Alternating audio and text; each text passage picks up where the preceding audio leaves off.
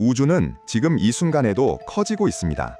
이 말만 들으면 많은 사람들은 풍선이 천천히 부풀어 오르는 모습을 떠올립니다. 조용하고 느린 변화처럼 느껴집니다. 그런데 실제 우주는 전혀 다릅니다. 우주는 점점 더 빠르게 팽창하고 있습니다.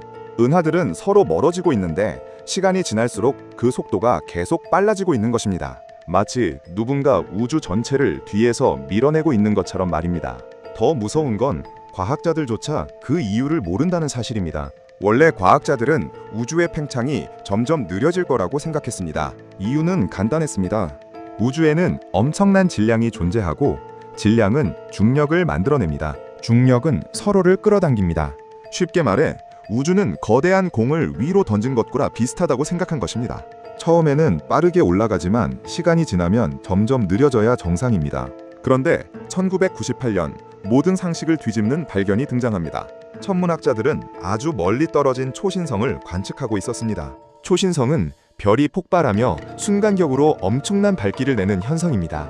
너무 밝기 때문에 우주의 거리를 측정하는 기준처럼 사용됩니다. 과학자들은 이 초신성들을 통해 우주의 팽창 속도를 계산하려 했습니다. 그런데 계산 결과가 이상했습니다.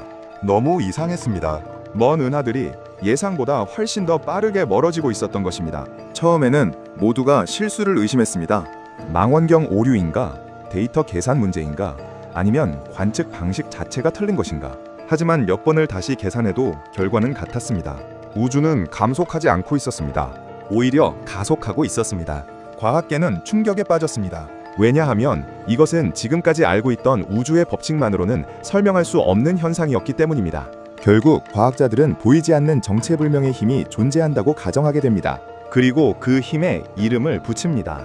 암흑 에너지. 이름은 거창하지만 사실 아무것도 모릅니다. 보이지도 않습니다. 만질 수도 없습니다. 빛도 내지 않습니다. 직접 관측조차 불가능합니다. 그런데 우주의 운명을 좌우할 정도로 강력한 힘을 가지고 있습니다. 더 충격적인 사실은 따로 있습니다. 현재 계산으로는 우주의 약 68%가 바로 이 암흑 에너지로 이루어져 있다는 것입니다.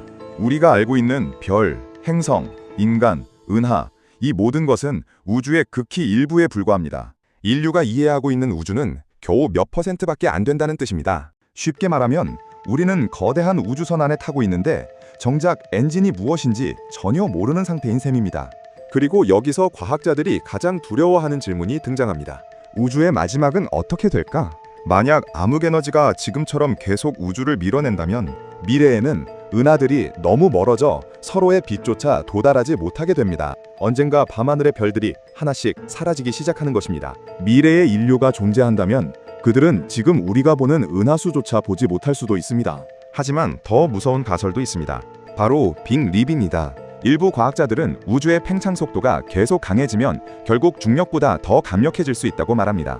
그렇게 되면 은하가 찢어지고 별이 흩어지고 행성이 파괴되고 마지막에는 원자 자체까지 분리될 수 있다는 것입니다. 우주 전체가 산산조각나는 시나리오입니다.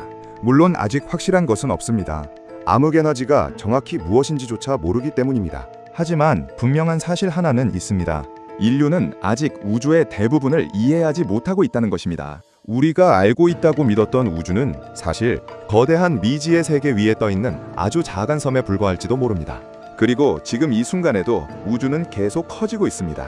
점점 더 빠르되 아무도 이유를 모른 채 말입니다.